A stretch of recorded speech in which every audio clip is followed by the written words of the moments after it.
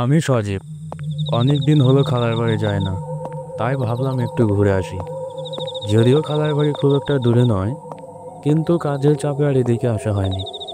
গ্রামের শুনশান রাস্তা ধরে আমি এগিয়ে যাচ্ছি। এখন প্রায় মধ্যরাত, রাস্তা পুরোপুরি ফাঁকা। অচেনা রাস্তা, আমার একটু ভয় হচ্ছিল। এত সব কথার মাঝে একটি গুরুত্বপূর্ণ কথাই ভুলে গিয়েছি।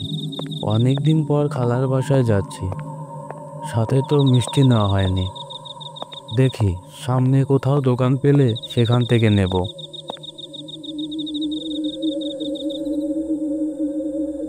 আমি একটু সামনে এগিয়ে গিয়ে রাস্তা হারিয়ে ফেললাম। তখন একটু ভয় হচ্ছিল, চারিদিকে শুনশান। হঠাৎ করে একটা শীতল হাওয়া আমার শরীরকে স্পর্শ করে চলে গেল।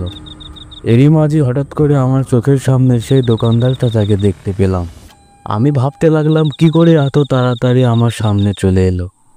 চাচা, কি করে আপনি এত তাড়াতাড়ি এখানে আসলেন?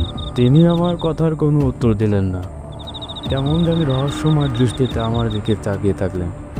হঠাৎ করে সে একটি ভয়ঙ্কর রূপে আবির্ভূত হলো।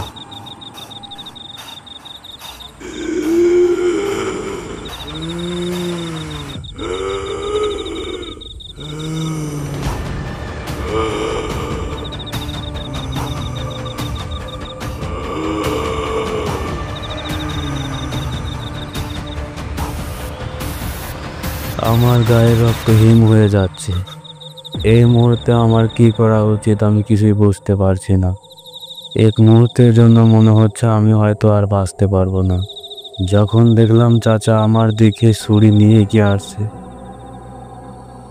তখন আমি জ্ঞান হারিয়ে সেখানে পড়ে গেলাম।